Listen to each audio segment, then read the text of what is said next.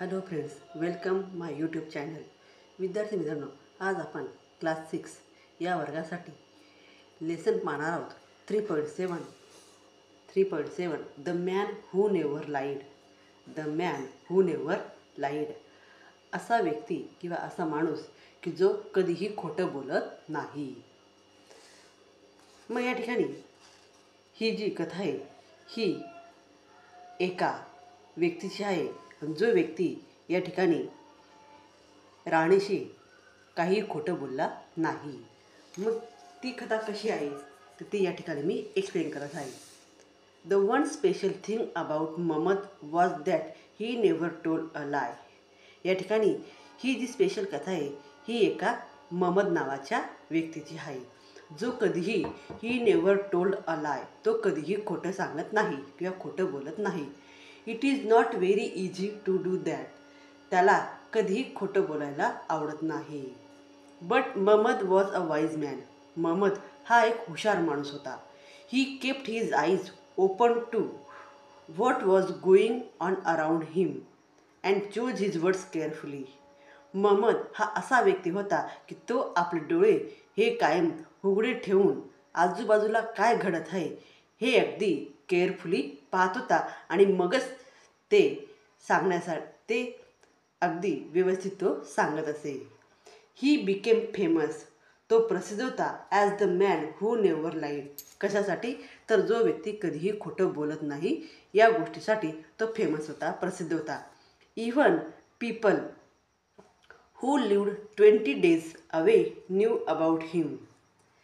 Even people काही लोक हू lived 20 days 20 दिवसापासून अवे न्यू अबाउट हिम त्याच्यासोबत राहत होते, परंतु त्याच्यासोबत राहूनही असं लक्षात आलं की तो कधीही खोटं बोलत नाही. When people told the king about Mohammed. ही गोष्ट जेव्हा पीपल टोल्ड द किंग लोकांनी राजाला सांगितलं अबाउट महम्मदविषयी. The king was not ready to believe it. राजा मात्र ह्या गोष्टीवर बिलीव्ह करत नव्हता, विश्वास करत नव्हता. Bring this man to me he said. मग राजाने सांगितलं की त्या व्यक्तीला माझ्यासमोर आणा. So Mohammed was brought before the king. महम्मदला राजासमोर आणण्यात आलं. Mohammed, is it true that you never tell a lie. Mohammed, हे खरं आहे का की तू कधीही खोटं बोलत नाही. Yes your majesty. हो, होय Maharaj. And you will not tail a lie in future. आणि तू तुझ्या फ्युचरमध्ये कधीही खोटं बोलणार नाही.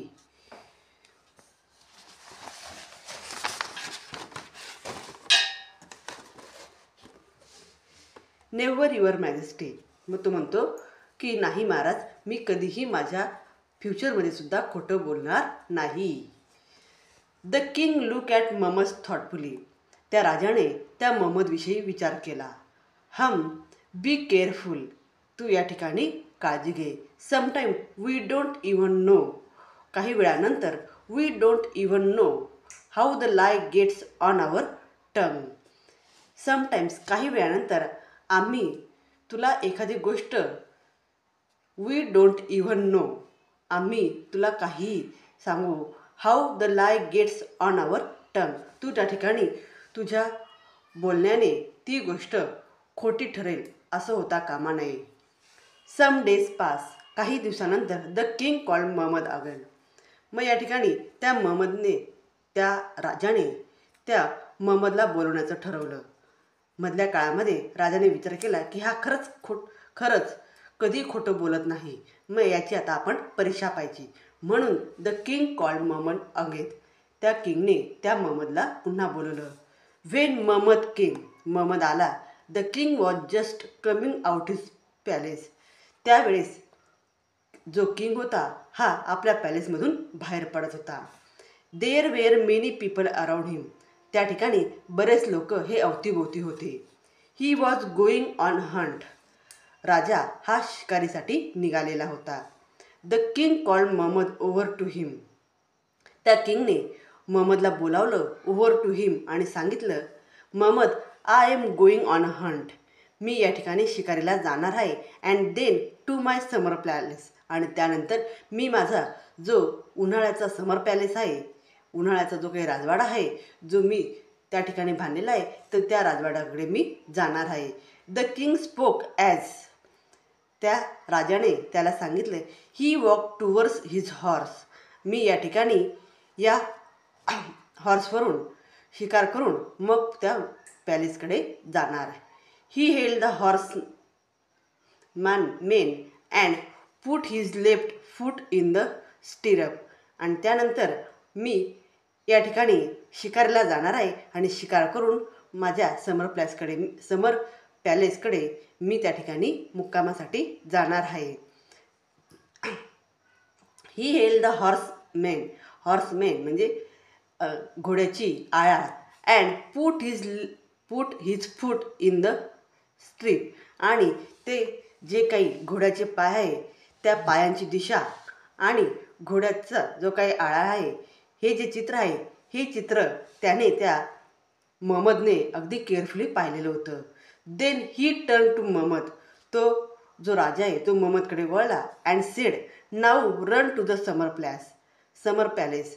त्या ठिकाणी राजाने त्या महमदला सांगितलं की तू आताच्या आता समर पॅलेसकडे जा अँड टेल द क्वीन, आणि तिथं राणी आहे, राणीला सांग to prepare a big feast for me, या ठिकाणी आमच्या जेवणासाठी छान अशी मेजवानी तयार करून ठेवायला सांग.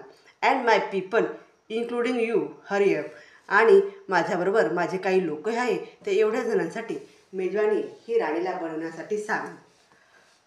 हरी, मग तो म्हणतो की घाईघाईने जा, असं तो किंग त्या महमदला सांगतो.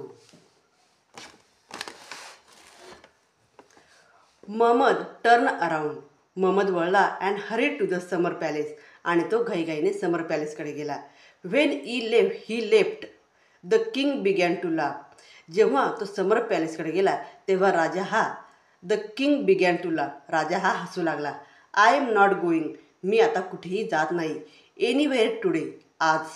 Just wait till Mohammed tell this lie to the queen, आता मला या महमदची परीक्षा पाहिजे की तो महमद सांगत आहे दिस लाय टू द क्वीन, तो राणीला जे काही सांगणार आहे ते आता खोटं सांगणार आहे, कारण माझा प्लॅन आता चेंज झाला. The next day the king went to this summer palace, दुसऱ्या दिवशी जो king went to this summer palace, तो जो राजा होता तो आज न जाता दुसऱ्या दिवशी समर पॅलेसकडे गेला. डीड महमद टेल, आणि त्या ठिकाणी महमदने काय सांगितलं.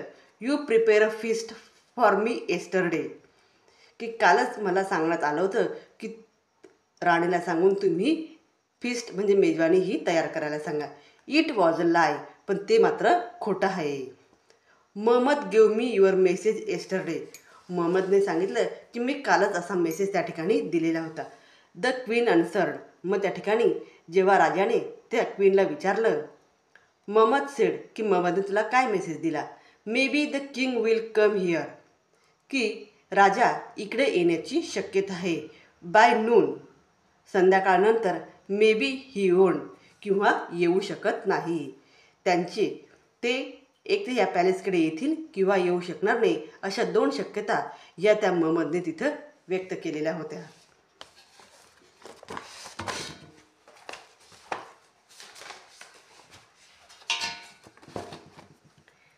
अँड व्हॉट डज दॅट मीन, मग याचा अर्थ काय होतो, असं राजा त्या राणीला विचारू लागला.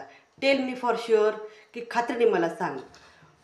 त्या ठिकाणी जेव्हा त्या महमदने त्या राणीला सांगितलं की राजा या ठिकाणी संध्याकाळनंतर येतील किंवा येणार नाही, अशा 2 शक्यता या ठिकाणी सांगितलेल्या आहेत. आय टोल्ड महमद, मग मी तर महमदला सांगितलं होतं. बट महमद सेड, मग तो राजा म्हणतो मी तर महमदला सांगितलं होतं की मी येणार आहे. महमद सेड, मग महमदने सांगितलं I can tell you for sure, मला खात्री आहे की तुम्ही आय कॅन टेल, मी या ठिकाणी सांगू शकतो. यू फॉर शुअर, अगदी खात्रीने. आय डोंट नो, मला माहीत नाही. Whether the king put his right foot in the stirrup or whether he put his left foot on the ground again after I left. मी ज्यावेळेस तिथून निघालो त्यावेळेस राजाने त्या घोड्याची आयाळ ही त्या ठिकाणी हातात धरली होती, आणि ते घोड्याचे जे काही पाय होते ते ग्राउंडवर म्हणजे त्या ठिकाणी ते थांबलेले होते. तो घोडा पुढे काही निघालेला नव्हता, म्हणजेच तो एकाच ठिकाणी उभा होता. So we just wait for you. आम्ही त्या ठिकाणी बराच वेळ वाट पाहिली. Yesterday but you didn't come. परंतु त्या ठिकाणी तुम्ही काही आले नाही, असं ती राणी त्यांना सांगते.